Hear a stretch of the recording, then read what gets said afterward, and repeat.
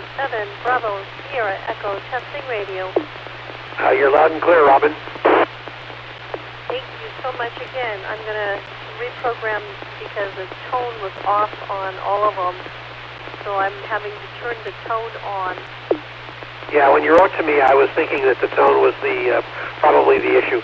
I'm going to be here listening to these two frequencies till about 9 o'clock. I'm on a Zoom meeting.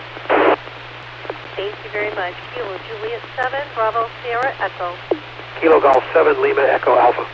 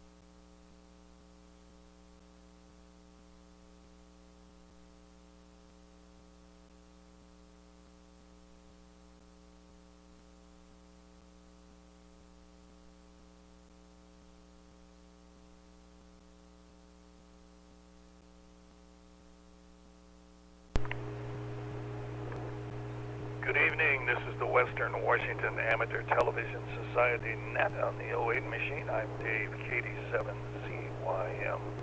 The Western Washington Amateur Television Society is a group of amateur radio enthusiasts that take to the airways with fast-scan television. We have a repeater located up on Cougar Mountain. We transmit on 70 centimeters. It's a crossband repeater and spits out images at 1.2 gigahertz. To find out more about the Western Washington Amateur Television Society, please Google WW7ATS. That's Google WW7ATS. That will take you to our homepage. There you'll find the exact frequencies we transmit on and receive. Also, you'll find a link to YouTube on our front page where we stream our nets held Wednesdays and Saturdays between 8 and 9 o'clock. Also, we'd like to thank the SeaTac Repeater Association for letting us use WW7STR's repeater 147.08 with a specific tone of 103.5 for this particular net. Again, that's a tone of 103.5. So I'll pause in case anybody has emergency traffic or needs to make a contact before our net gets fully underway. This is Dave, KD7CYM.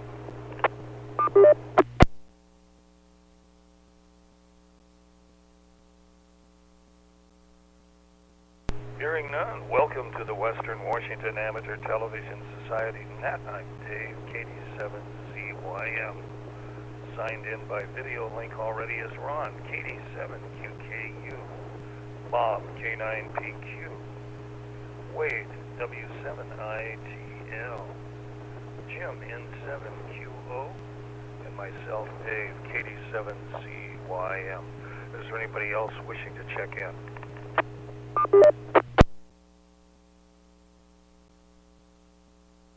Right, what you see is what we have. So let's start off with Ron, KD7QKU in Tacoma. Okay, well, thank you very much, Dave. Good evening, everyone. KD7QKU. Well, maybe you heard me ask Wade if he ever reads the Tacoma Ham Club's monthly magazine. It's called The Bark. This time it was 120 pages long. I'm telling you, it's the editor of that newsletter is amazing. And Wade was saying, I guess it was on the cover of QRZ, is that what you said? You know, the ARRL magazine or something. I don't know, I don't get it, so I don't see it. But they mentioned it in there now that Wade mentioned it. Well, it was a beautiful day here this afternoon. After lunch, Joanne and I drove down by the water. We went down to the Dunes Park, but all the good spots were taken with old people like us. They were all sitting in their cars watching the boats go by, looking out at the water. So we went over by the ferry terminal, got a spot over there, sat there for a few minutes, and then drove into the, I don't know what you call it, the park, I guess. And we're mainly looking to see if they have a big rose garden, to see if the roses were starting to bloom. But they're not starting to bloom yet. I suppose it'll be another month. Then we'll probably go over there and take a walk through the rose garden. It's a good-sized rose garden. It's really beautiful. So anyway, we came home and see, what did I do? I guess I started watching a baseball game. And we'd brought all the stuff in from the motorhome when we sold it, and it was stacked in the garage. Joanne started sorting it out.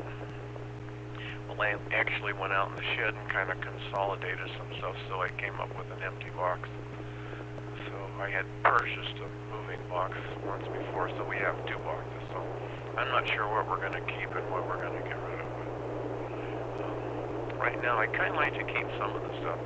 I don't know if we'll ever get maybe a little trailer or something. I kind of doubt it, but keep the pots and pans and dishes and silverware and stuff. Who knows? Kind of hate to give it all away. Guess I could go down to Goodwill and get it all call back again. That's probably where we got it in the first place. So with that, I guess I'll turn it back to the net, KD7QKU.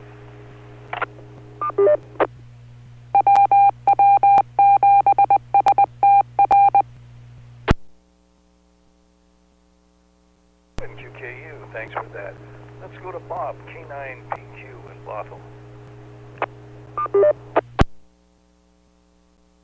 Good evening, everybody. Let's see, it was a beautiful sunny day today. It stayed cool, but it was nice to get out anyway and enjoy the sunshine a little bit. I don't know what it is right now. I think we're in for a chilly night, but it was a good day today, and not a whole lot going on here. I didn't catch where Ron said he went to, but it sounds like a good idea to head down to the waterfront and check out views. I'm curious what the ferry is, where he went. I'll have to get it next time around. That's it for now. Back to net, K9PQ. K9PQ, thanks for that. Well, let's go to Wade in Tacoma, W7ATS. All right, well, how are you guys doing? It's a good night here in Tacoma. It definitely is sunny today. Just odds and end projects since we last talked. I think I said last time I went to Florida and I got back. That was pretty fun. Yesterday, celebrated my daughter's 18th birthday.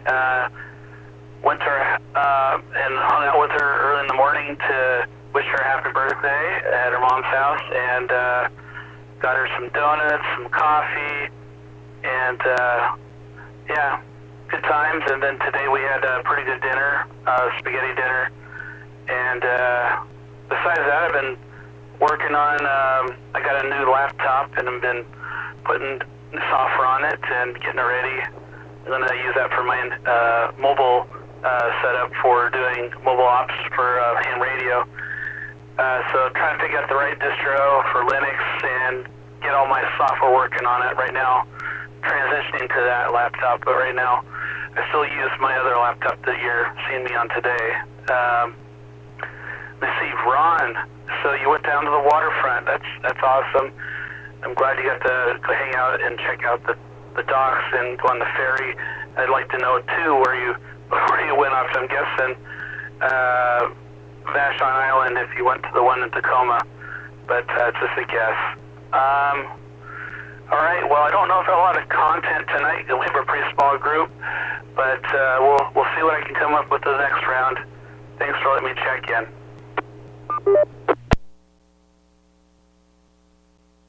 ITL, thanks for joining anyway. Well, let's see if Jim's with us. N7QO in Covington. N7QO, thank you, Dave. Good evening, everyone. Well, not a whole lot to report here. It's mostly clear now. We had a lot of scattered clouds around here during the course of the day. Right now I've got 55 degrees, but someone said, oh, Bob, I think you said you were in for a chilly night. Yeah, I think so. The weather girl on television said something that it might go down into the 30s tonight for some reason. I guess with things clearing out. Maybe that's a sign that summer hasn't arrived yet. I guess technically it's just still spring, so. Let's see, Ron, the Bark. I'm not familiar with that. 120 pages. That's not a newsletter. That's a dang book. Holy cow. That must be a rather prolific writer. Either that or some of that stuff came from artificial intelligence. I don't know, but that's interesting anyway. Well, Ron, I did not hear that you sold a motorhome, or at least if I did hear that, I forgot. I don't know, dishes and utensils and all that. I think if you're just planning a short trip, I used to have a sort of camper van, and it didn't have a shower, but it had everything else. And if we were just going away for like a 2 or 3 day trip, or we're just gone for a night or two, or maybe even 3, one of the things that my wife doesn't want to do is to do dishes, so we would just use paper plates and plastic utensils. I would bet that's probably a good idea if you're just going to be away for a short period of time. Maybe if you're going to be away for a longer period of time, it might be reasonable to see if you can rent an RV. Anyway, glad you got your RV sold. And Wade, happy birthday to your daughter there. Sounds like you had fun. Sounds like it's always good to get together with family. And glad you've got nice weather down there as well. Been watching a television, a lot of perplexing things going on.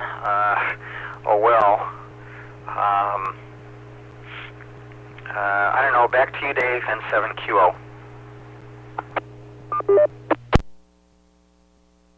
QO, thanks for that. And the net acknowledges James. WW7N has joined.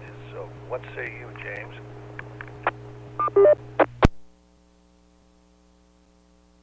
Listening in from the beginning, but I had to have my computer reboot. I just came off the Aries meeting. For some reason, this little computer, I just did one simple thing other than the Zoom meeting, and it locked up on me, so I had to reboot. Have here under the heading of news you can use and spread around for local hams is, I didn't really realize this myself until tonight, but my goodness, we have an interesting June here coming up, because Field Day is the 22nd and the 23rd of June. That's normal. But then we have a 5th Saturday drill on the 29th of June, and then not even a full week later we have July the 4th, which is a major event here in Bellevue for the Bellevue Communications Support Group, the amateur radio group that supports the Bellevue Fire Department. And so, at least for us, I will need to leave at 9 because I need to get an email off to the leadership team. I don't think they realize there's 3 things happening in less than 3 weeks. And usually there's no complaints about too much happening, but my goodness, that is a lot of big-time stuff happening in a short period of time. So I think they're going to have to probably think about focusing resources a little bit and deciding, you know, like Abbott and Costello would say, who's on first?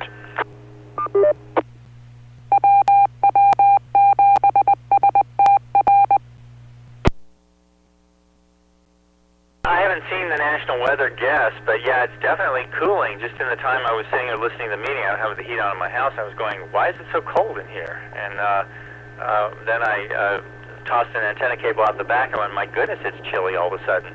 So yeah, it's going to be a chilly night here, I think, in Northeast Bellevue. Also, the other big weather indicator for us in this particular net with the Western Washington Amateur Television Society is right now, when I started the video transmitter, I got a signal. I would call it a 3 or a 4, but it was stable. Now it's a 3 or a 4 with lots of roll in it. So I think whenever we get a weather change, it blows around our rusty cables up there or something, and causes that to be very visible to us here. So I think that there's definitely going to be some kind of interesting weather happening. We got hail here in Northeast Bellevue.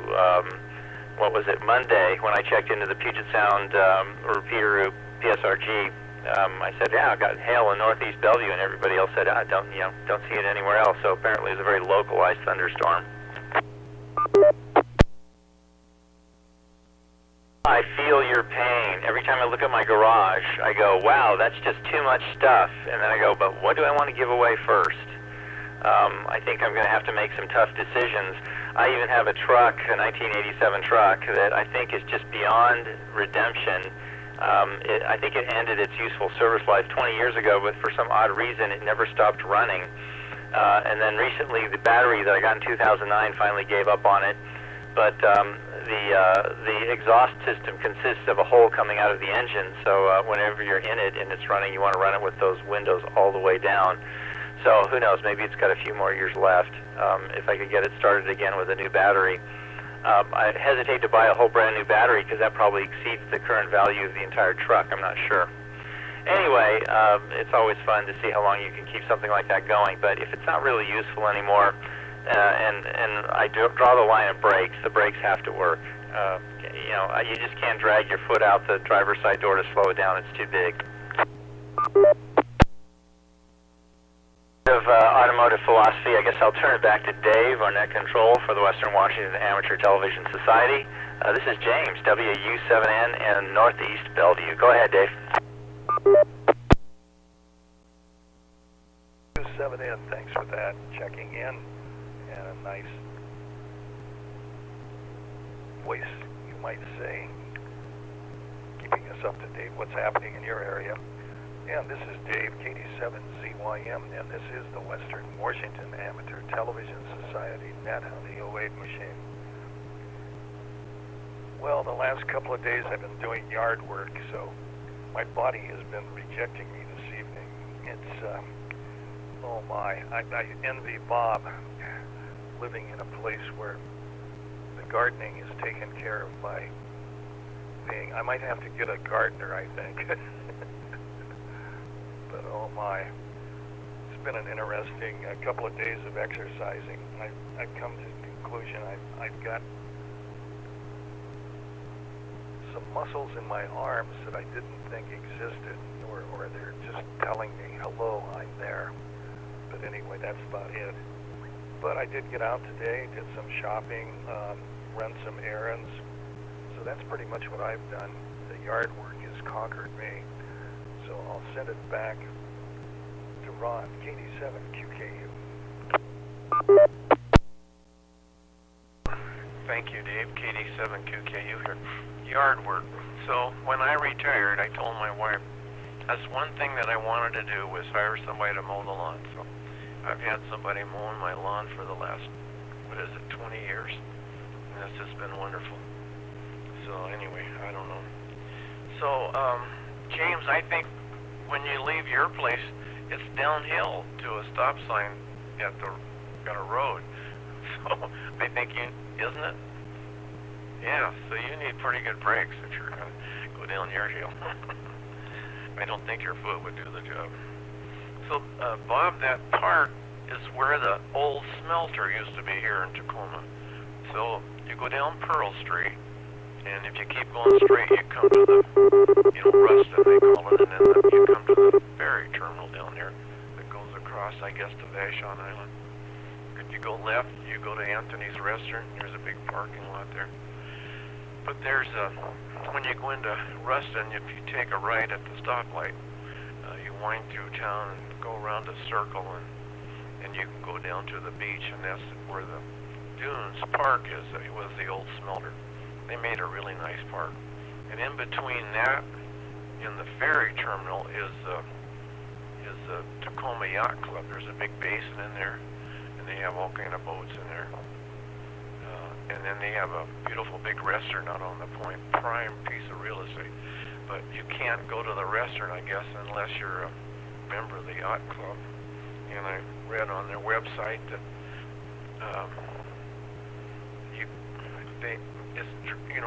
it has dress restrictions. You have to wear kind of decent clothes if you go to the restaurant. You can't wear, I don't know if you can wear blue jeans. Maybe you can wear blue jeans. I was almost thinking it said you couldn't wear blue jeans, or shorts, or some of those things. Well, I guess men can wear shorts, but I didn't want ladies wearing shorts, I don't think. But anyway, that's here and there. So there's no wind here. I just looked out the window, crossed over in the park. There's a little Alaska cedar tree, and that's my wind gauge. And it's got pretty flimsy limbs on it, so if there's any wind, those limbs are moving. And I had 53 degrees. That newsletter that's called The Bark, and it has so many pages in it. So it has what's going on in the club and what's going to go on in the club, and it talked about field day. It had pictures, and then it it shows old radios. It talks about a bunch of old radios and talked about new radios and things you could build and antennas. And oh, I'm telling you, it's quite a newsletter. It's well worth reading. I got a lot out of it. Let's see, what else did I have down here? I guess that's about it. Let's see, what else did I do? Oh, wait, I went over to the ham clubhouse on Saturday. It was a pretty good turnout. There wasn't anything over there I wanted to buy or bring home, and I had lunch, so that was pretty good. So they provide lunch, or they have lunch. They ask for a donation, so that's fair enough. So they have a kitchen, of course. I know what else I've done. I bought 2 azaleas. I planted those yesterday. So to fill in a couple that had died. So anyway, I don't know, just enjoying life, I guess. So back to net, KD7QKU. 87QKU, thanks with that. And it's another ID time. This is the Western Washington Amateur Television Society net on the 08 machine. I'm Dave, KD7CYM. Well, let's go to Bob, K9PQ in Bonnell.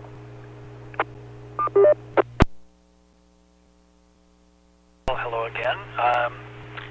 Well, I took a bunch of notes here, so let's see. Let me start from, I'm going to start with Graupel. I'm not sure how to pronounce it. I meant to try and get that before I got on the air. It's Graupel, and it looks a lot to me like what I used to call corn snow when I was skiing. It's kind of pellets, and it's so when you mentioned hail, it reminded me, James, because I never saw that term until about a week ago. It was actually in the forecast.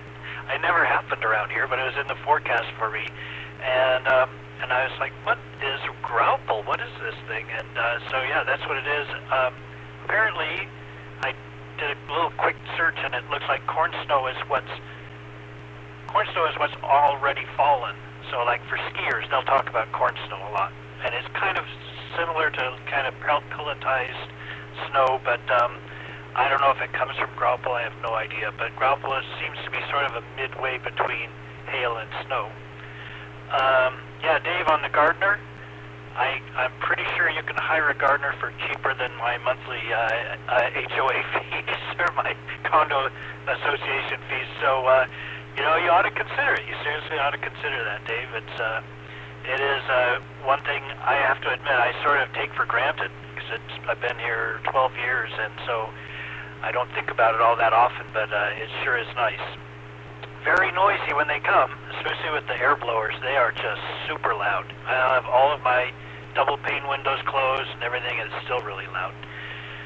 What else have I got? The paper plates and plastic utensils, that's what I do, Jim. Every time I go camping, I tried, I think when I first bought the trailer, I put in, you know, stainless, and yeah, very quickly I learned, no, I don't want to do that. So I'm with you on that one.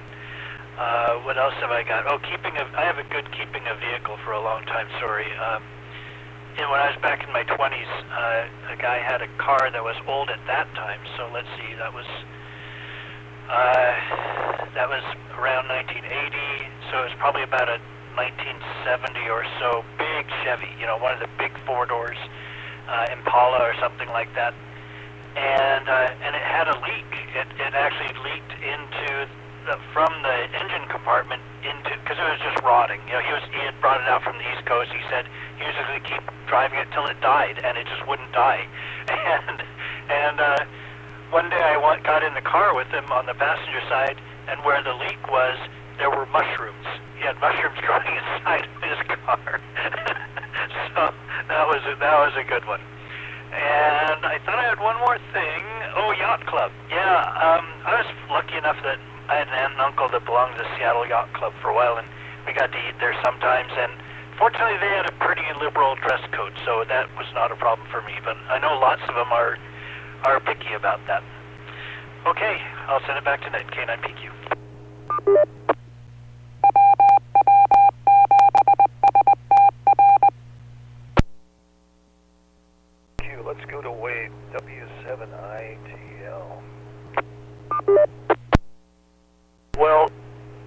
definitely sounds like everybody's having a lot of good stories tonight.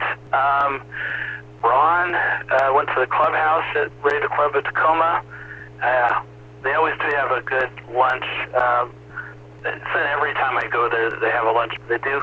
I would say 1 out of every 4 or 5 times I go there, there's something to eat there. Hot dogs, chili, you name it, hamburgers. So and there's lots of people to talk to, so it's always fun to go there. Let's see.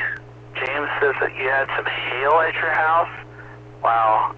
I didn't see any hail in Tacoma yet. When I was in Florida, we did have a little hail there. And then Dave, sounds like you were doing some gardening outside. I definitely need to get out there and get some of those weeds that have taken over my flower beds. So maybe that'll be this weekend or next week. It's probably going to be next weekend. We got doing my daughter's. We're doing another little celebration with just me and my wife. We're going to take her out to our nice restaurant in Seattle, Tom Douglas restaurant. It's called Palace Kitchen. We're going to do that, and then we're going to spend the day in Seattle the following day. Don't have a lot more, but it's definitely nice seeing you guys, and I will turn it back to Nat. W7ITL. W7ITL, thanks for that. Let's go to Jim, N7QO.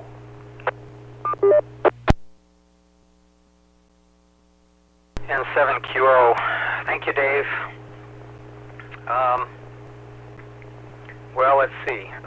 Jim, your computer can only do one thing at a time, it sounds like. Okay, I have a Microsoft Surface computer that matches that description. Is that a Surface computer by chance? Used to have what used to be my work computer. We had, if I'm not mistaken, they gave us Surface 2 computers and found those were not adequate. And then they gave us Surface 3 computers, and they found that's not adequate.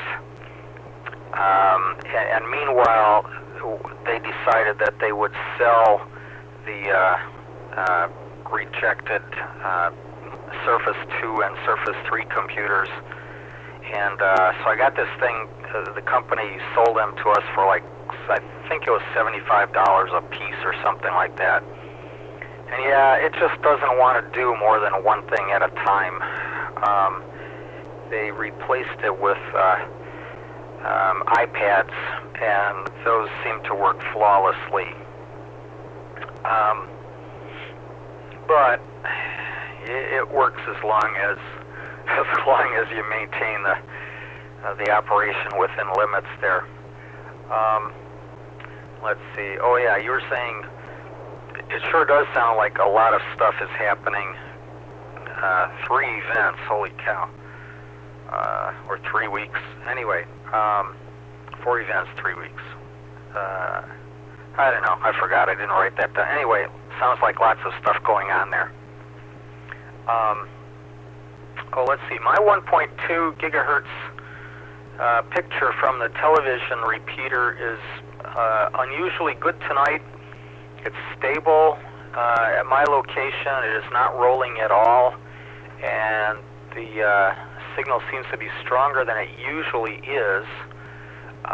Having said that, the best picture I ever get nowadays is only about a P3. I'm not sure I would go quite so far as to call this a P3 because there's a generous amount of snow in the picture. But anyway, I'm getting something fairly decent down to my location right now.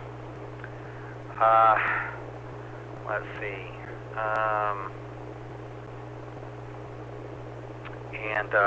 Wait, Radio Club of Tacoma. They actually have food? Okay, I should investigate how long it would take me to drive down there. That sounds like it might be worth doing. Except for the fact that my wife usually has me occupied Saturday mornings. Oh, yeah, this coming Saturday, by the way, we have our monthly meeting, television club meeting. But that's incentive for me to go down there and check that out.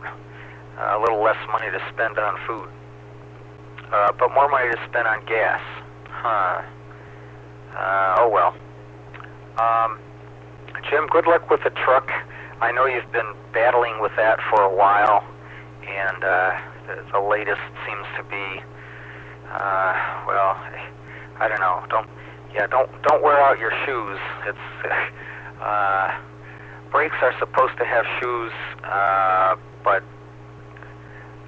shoes for your foot don't really work quite as well as brake shoes. So be careful about that.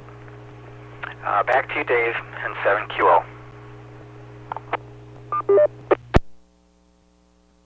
7QO, and time for a quick idea here again. This is the Western Washington Amateur Television Society, net on the 08 machine. I'm Dave, KD7ZYM. Let's go to James, WU7N. Dave, WU7N here in Northeast Bellevue. Well, actually, Jim, what I'm using, which I use for some video conferences, is a Studio XPS, an old Dell product. And it's just old, long in the tooth, and probably needs to have its entire hard drive erased and then replaced with some version of Linux. It's running, I think this is 10, Windows 10, which is just not a bad operating system, but it's just really intensive. I have an old Windows 7 machine that I think what really killed the tablets was what I call COVID caused the two V's, and that's video and VPNs. Those two things that everybody suddenly had to do are just CPU hogs. And just to give you an idea for a VPN, I'm using the exact same VPN. I use it on 3 different machines. This machine here, it takes, I don't know, 5-10 minutes for the VPN, let's say 5 minutes probably, for the VPN to negotiate on I think it's either a dual or quad-core processor with a electronic drive on a machine that's only 3 years old and was pretty much state-of-the-art when I got it. That does it in a matter of a minute or two. It'll negotiate a VPN, a virtual private network with the encryption just fine. But on a Windows 7 machine, on a 20-year-old machine that for some reason hasn't died yet, that can take a full 30 minutes, but it still does it, which is amazing feat of engineering, that you have something that old running old software and a new software product, and it eventually, if you're patient, in 25-30 minutes, it'll finally figure it all out for you and give it to you. You just have to be really patient. I think all the tablets were fine as long as everybody was doing email and maybe surfing the web, but as soon as you introduce video and VPNs, I don't think there's just enough horsepower there. But it's interesting. I've heard the Apple products, the iPads, those seem to be what everybody has in cockpits of aircraft, so they must be able to do a lot.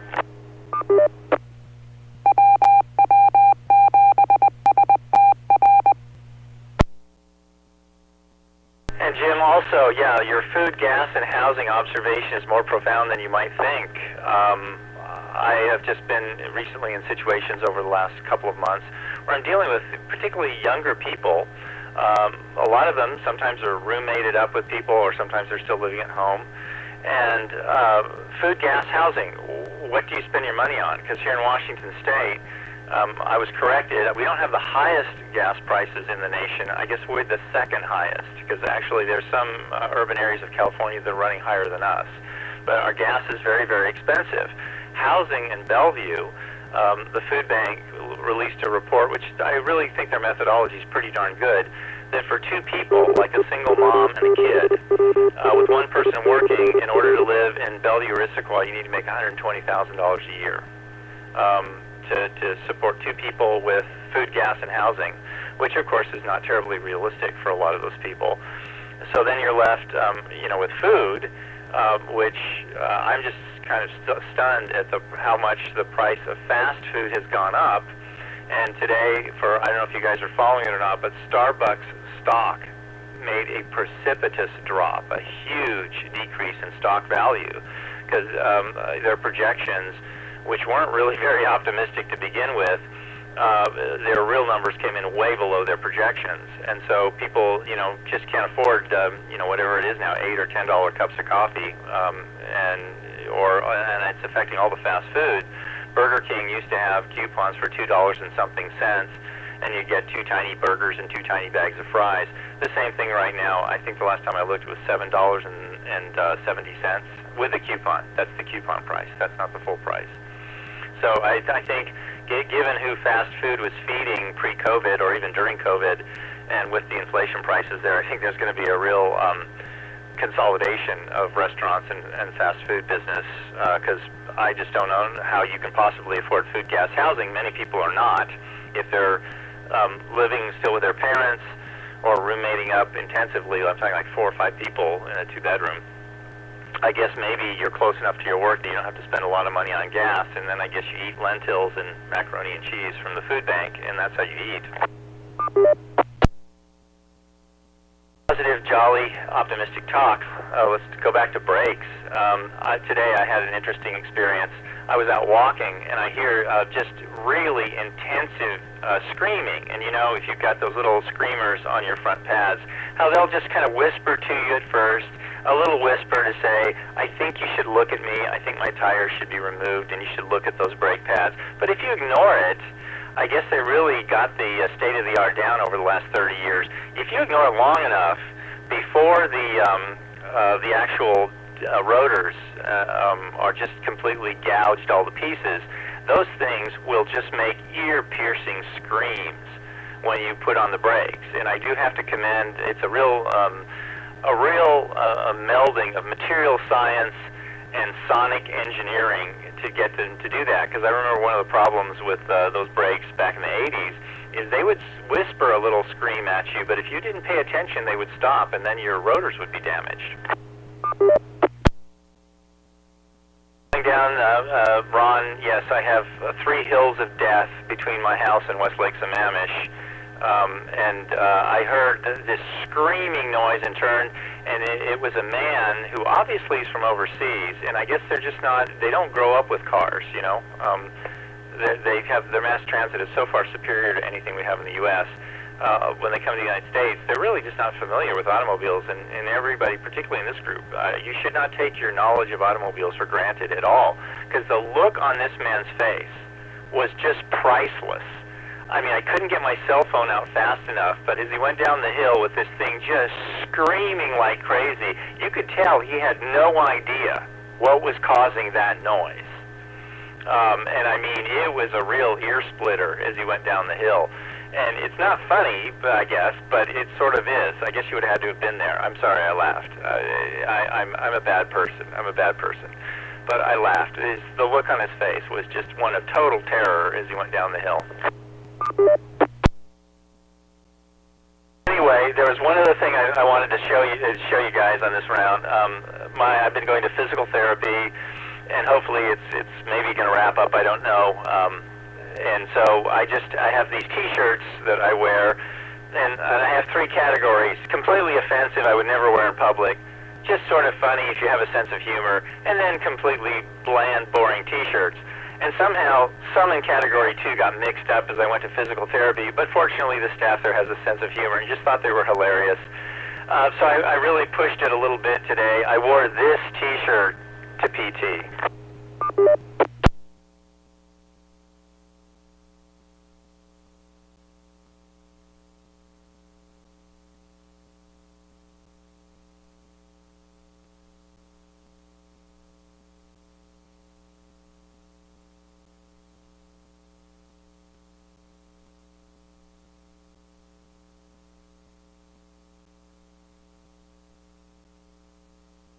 I don't know if you could see that or not. Boy, that's hard to do on this camera. But that's the T-shirt I wore. They thought it was funny. That's good. But I've got some others that people have given to me, and you never know where to wear them. Maybe you can turn them inside out and wear them somewhere. Anyway, that's it for me, James, WW7ATS in Northeast Bellevue. Let's turn it back to Dave, who's our net control for the Western Washington Amateur Television Society. WW7N, thanks for that. Oh my gosh, T-shirts and wearing them in public. I can recall a number of years ago when T-shirts were kind of insane. A gentleman in the media showed up at a presidential press conference and opened his shirt, and it said, truck, Ford truck, except truck wasn't spelled truck. You had to look at it twice before you realize, oh my God, and then it was at a presidential press conference, and he buttoned up his shirt again. So anyway, that was sort of like flashing. And now, let's see, we're talking about food prices, you know, eating out. I was at Costco this last week, and I was looking at their prepared food, and over the past, it seems like it was always around $15 to $16 for prepared meals that you could get at Costco that were all ready to, all you had to do was heat them up, and there was portions for about 4 people. And I noticed the prices now have gone between $20 and $22 average on those meals, so they have gone up in price, as well as everything else that has gone up. So anyway, that was sort of a shock for me. That I was very surprised that there was that much increase. Also, I was looking at spare ribs they had at Costco. 2 weeks ago, it was $3 a pound. Oh, that was a pretty good deal. This last week, it was $3.50 a pound for spare ribs. So quite an increase. Same brand 1 week later. So I was kind of surprised with that. Well, this is Dave, KD7ZYM, and this is the Western Washington Amateur Television Society at the 08 machine. So let's go up to Ron, KD7QKU. Hey, this is Ron, KD7QKU. Well, let's see. Today when we went down there by the ferry terminal and parked, I parked next to a 58 Chevy Impala hardtop, two-door hardtop, red. And it was a real nice car. There was an old guy sitting on the picnic table, about my age, or maybe even older, I don't know. But I wondered if it could be his car, but I didn't see anybody else around. It was hard to tell if it was original or if it had been restored, because it wasn't, you know, it wasn't perfect. It was a real nice car, but it wasn't perfect. So I don't know if it could have been original or not. But it was a super Razoo model, sure had lots of chrome on it. And I was kind of hoping that Richard would be with us. Maybe he'll join us on Zoom, find out a little bit about what's going on with him. And Jim, N7QO, this is kind of for you. So in the BARC newsletter, there was a big article about a airline pilot that flies 737s for well-known airlines, and he was a ham radio operator, and he was talking on the ham radio. Apparently, the radios in the airplanes are either capable of talking on the ham frequency, or they have ham radios in the airplanes. It kind of indicated that there was a built-in ham radio in the airplane. Talked about the antenna being on the tail and everything. In fact, I think there was even a picture that showed the location of some antennas. And I think someone in the club talked to him on 20 meters, and 10 meters. I think it was 10 meters.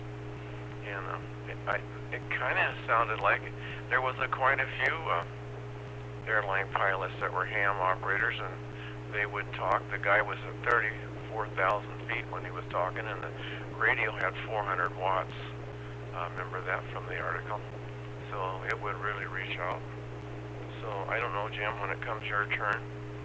He was flying a 737, and then it seemed like it showed a picture of a pilot in a 757, and a pilot that was a ham, and it talked maybe briefly about him, but I didn't read any more about it. I just saw the article. I can't remember the guy's call sign or his name that was flying the 737. But anyway, the guy said that someone sent him a message saying that this airline pilot was calling CQ or something, and so the guy went over there, and he just got there as he signed off, but I guess his lunch or dinner had arrived, and he stopped for dinner, and then he left, the guy at the Hem Club, I guess, left his radio on, and about 10 minutes later, the pilot came back on, and he contacted him, and they had a nice little QSO, so I was interested. I found that article very interesting. So back to net, KD7QKU.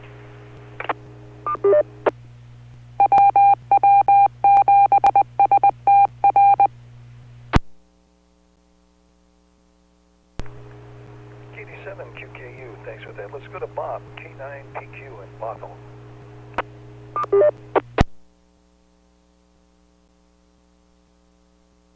Hey, I just have a couple of things. Yeah, the screamers on the brakes, that's interesting about that. I didn't know that on new cars that I think that's a really good idea because, you mentioned the two technologies. I think there's a third technology, if you want to call it that, involved, and that is the psychology of it. You make it scream really loud, that's going to really motivate someone to get their brakes changed. So I think that's a great idea. And as for brake shoes, Jim was talking about, brake shoes being better than, regular shoes to stop the car. Made me think of the Flintstones. They didn't have shoes, but they just used their feet to start and stop their car just fine. And I went to somewhere, I want to say in the Dakotas. I think there was a Flintstone theme park where they had the, like they had the big car. Of course, nothing moved, but you could get in the car and you could pretend you were steering it, and they had other things like dinosaurs, and you could climb on them. And so I'll see if I can find that, maybe if we have another go-round. That's it for now. Back to net, K9PQ. My, don't climb on a dinosaur. Let's go to Wade, W7ATS. Guys, I think I'm going to call it a night. So, it was nice talking to you all again, and maybe I'll see you at the clubhouse, Ron and Jim. I don't know, Jim, if you want to come up, that'd be great, but yeah, don't come down if you're just coming down for the hot dogs. But yeah, and I like James, I like your shirt, that's awesome. All right, well, we'll call it a night. W7ITL, Wade signing off. W7ITL, we got your 7-3. Thanks for joining the net. Let's move on to Jim, N7QO. N7QO, thank you, Dave. Well, Wade, thanks for the tip. Don't come down for the hot dogs. I appreciate the warning, and good night. Well, let's see, Jim, gas prices, yeah.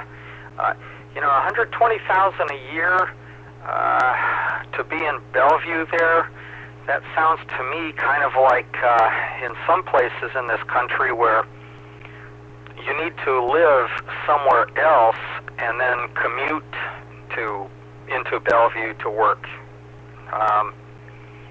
Kind of a shame it gets to that, but crazy. And fast food prices, yeah, with prices going up, I don't know, it's kind of I don't think a lot of people think about it, but when people earn more money, it means that the restaurants, the stores are going to have to charge more money for their products, and so that's kind of what they call inflation. So that contributes to inflation, and it means that older guys like us, who are not getting big increases in our retirement checks, are going to be eating out less and maybe driving less and all that, and find it more difficult to afford housing as well.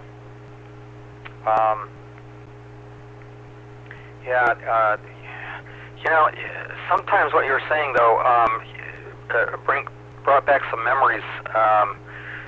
I know in college I always had roommates, and in fact for a little while after that I had roommates as well. And in fact, working in the airline industry, we would have what would be called, we'd call them crash pads. Basically someone would get like a 3-bedroom house somewhere and put 2 bunk beds in each bedroom, so you've got like a dozen beds in a 3-bedroom house, and you might have 20 people contributing into that. They wouldn't all be there at the same time, although there have been instances where there were more people than there were beds on rare occasions. But that's how you make it affordable. A lot of people don't realize sometimes you work for a company, you have to commute to work to a different city if you want whatever, if you want more pay, if you want a better position, if you want a different airplane, for a variety of reasons. And so that's how one accomplishes that. And then if you're commuting, sometimes you have to commute in the day before because you might have to show up at 5 a.m. or something, so just go somewhere to sleep and store some clean clothing.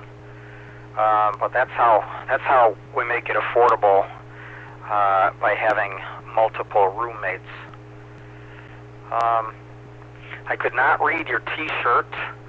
I've got what I can see, like if you hold up a can of WD-40, I could tell that it's a can of WD-40, but I can't read what it says. I'm not even sure if I'd be able to read WD-40 on it, but I for sure could not read any of the other print, just looking at the picture from the television repeater at my house. So don't know for sure what it said. Let's see. Oh, Ron, hang on, let me reset.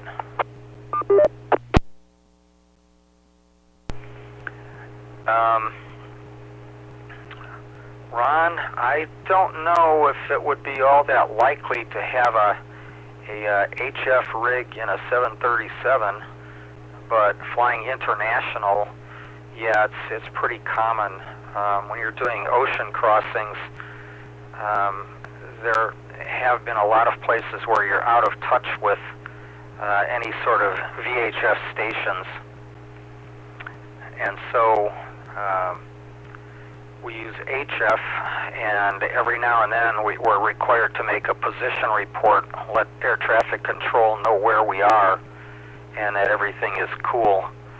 And you can hear other guys on there, and yes, you can do some of the amateur frequencies as well. But it's not like you really have a whole lot of time to do long conversations on the thing, because the waypoints aren't all that far apart. And then it seems like there's always something that needs, some little nitnoid thing that always needs to be done. Don't know why, but that's kind of the way it works. Back to you, Dave, and 7QO.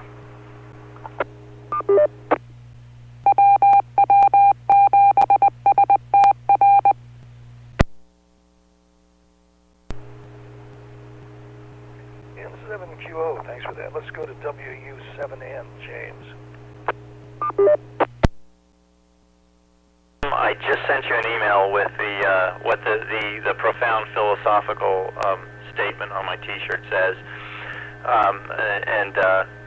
so I just realized you were not on Zoom, so you couldn't see that. And yeah, the picture here tonight, as I said earlier, it's now stable. It's stopped rolling, but it's the 1.2 gigahertz signal is not enough to be able probably to read the T-shirt. Well, that's interesting, Jim. Your comments on HF in commercial. I know that people put HF. I mean, I'm old enough to remember when you had to have the HF to cross big bodies of water because you were out of touch. And so even over the Mediterranean, HF was still being used heavily even in the 1980s. And it was around, as I recall, 10 megahertz, somewhere around there, seemed to be what we were always listening to. And I think there's some channels there. I don't know, but I seem to remember some channels that you had one channel for a transmit, one for receive for radio telephone. And that some people were using it that way, just like the VHF Marine has, two channels, two bandwidth channels for full duplex telephone-like conversations. And people who were using it didn't realize it was not a private call at all. I mean, you're literally broadcasting all over the entire Mediterranean when you used it. I guess cell phones and satellite cell phones have totally gotten rid of the need for HF for air mobile, for the actual aviation air mobile service. As far as using it for ham radio, I know we had HF radios certainly in government that went from below the AM broadcast band all the way up to past 50 megahertz, and this was 40 years ago, and with the antennas outside that would do anything from anywhere, all inside of that. So there would be no reason why you could not just spin the dial and go over to the ham bands. But man, I don't ever recall having 400 watts on any of that. I think 100 was probably more common. I don't know. I'm sure there were other aircraft that had much more powerful amplifiers behind it. Tonight, thanks for everyone's participation. I certainly enjoyed chatting with you guys twice a week. For anyone listening, we welcome anybody just to check in and check out, just to see if your antenna is working and say hi to us, or if you want to join our conversation, just let our net control, Dave, KD7ZYM, let him know, what you want to do. We meet 8 p.m. Pacific Coast time. You can come in digitally on Echolink if you would like, and we will certainly accommodate you that way, if you just want to say hi or if you want to join the conversation. So we meet Wednesday evenings and Saturday evenings at 8 p.m. So I'm going to turn it back to our net control, Dave, KD7ZYM. This is WU7N in Northeast Bellevue. WU7N, thanks for that. This is Dave, KD7ZYM, and this is the Western Washington Amateur Television Society net on the 08 machine. And I've kind of run out of verbiage at this point, so I'm going to pass the buck up to Ron, KD7QKU. Yeah, well, Ron's out of stuff too. He, like I say, I was kind of wishing Richard would show up. So I don't know if you're listening, Richard, but we're going to be over to Zoom in just a second. Maybe you'll make an appearance on Zoom. You can give us a report. I think it was kind of warm. I think it was 90 degrees today in Quartzsite. I looked at my phone. So it's probably getting kind of warm down there in Arizona. Ron, my son, is glad to be home. It gets too warm for him. He's like me. If it gets up around 80, that's more than I like. I'm a 75 degree or anything, or even less in the summertime. So anyway. All right, well, that's about all there is over here in my corner of the neck of the woods. So I'm going to say 73s and turn it back to Dave, KD7QKU. Bye-bye. QKU. Let's go to a vinyl with Bob, K9PQ. Well, just a quickie, I did not find the Flintstone Park. Oddly enough, I found one on Whidbey Island. If you Google it, you'll find it in Oak Harbor on Whidbey Island, and it's got a little Flintstone car all made out of concrete. I did find a dinosaur park in Rapid City, which is where my dad grew up, and I think I remember that from my youth traveling out there to South Dakota and Minnesota, where his family was, but I think the other one is probably long gone. All right, back to Dave to close it up. K9PQ. thanks for that, and thanks for everybody joining the net this evening. This is the Western Washington Amateur Television Society net on the 08 machine. We'd like to thank the SeaTac Repeater Association for letting us use WW7STR's repeater 147.08 for our voice transmissions during our nets. So on behalf of the Western Washington Amateur Television Society, this is Dave, KD7CYM, terminating the net at 9 o'clock. Good evening all.